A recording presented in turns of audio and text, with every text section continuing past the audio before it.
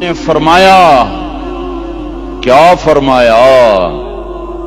جبریل نے پوچھا یا رسول اللہ قیامت کب آئے گی؟ فرمایا اللہ کو پتا۔ جبریل نے عرض کی یا رسول اللہ کوئی نشانی بتا دیں، کوئی نشانی بتا دیں۔ تو آپ نے فرمایا جب تم دیکھو اولادیں ماں باپ کے ساتھ نوکر کی طرح بات کرتی ہیں، جب اولادیں ماں کو نوکر کی طرح ڈانٹتی ہیں تو تم سمجھنا کہ قیامت کے نقارے پہ چوٹ پڑنے والی ہے۔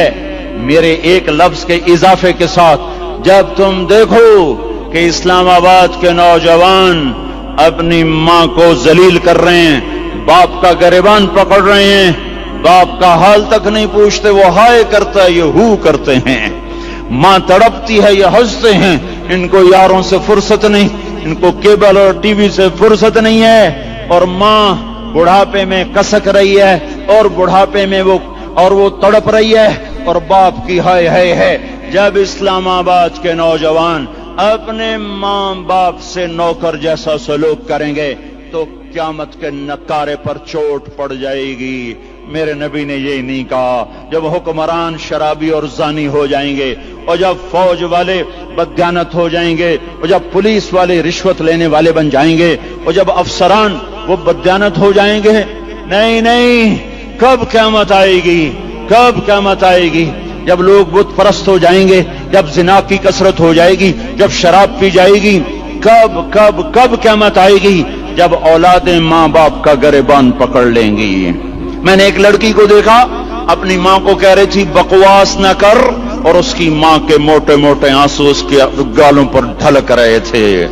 آئے ہائے مجھے ڈر لگا کہیں آسمان گر نہ پڑے، کہیں زمین پھٹ نہ جائے، کہیں اللہ کا کوئی کوڑا برس نہ جائے۔ ہمارا دستور ہو چکا ہے ہر گناہ حکومت کے کھاتے میں، ہر برائی حکومت کے کھاتے میں۔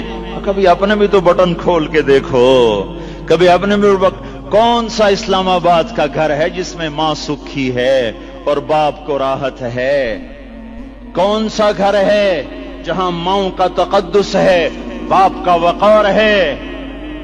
کون سا بازار ہے جہاں جھوٹ نہیں بولا جا رہا، سود نہیں چل رہا؟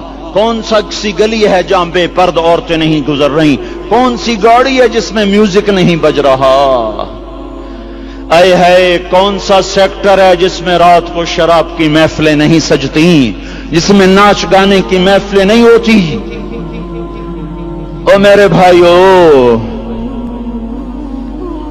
تو ادھر ادھر کی نہ بات کر، یہ بتا کہ قافلہ کیوں لٹا؟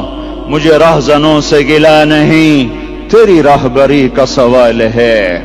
یہ برا وہ برا، امریکہ کی سازش، یورپ کی سازش، فرانس کی سازش، یہودی کی سازش، عیسائی کی سازش، وہ تو شروع سے ہی سازشیں کرتے چلے آ رہے ہیں۔ وہ کچھ میں بھی تو دیکھوں کہ میں نے کیا کیا ہے۔ اذان پر اسلام آباد میں سے کتنے مسجد میں آتے ہیں؟ اذان کی آواز پر کتنی دکانیں بند ہوتی ہیں؟ اذان کی آواز پر کتنے مسجد کی طرف قدم اٹھتے ہیں؟ عورت کو دیکھ کر کتنے نوجوانوں کی نظر نیچے جاتی ہے؟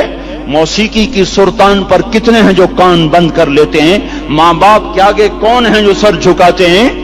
کون ہیں جو ان کے پاؤں دھو کے پیتے ہیں؟ جب یہ سب کچھ نہیں ہو رہا تو اوپر والا ناراض ہو چکا ہے۔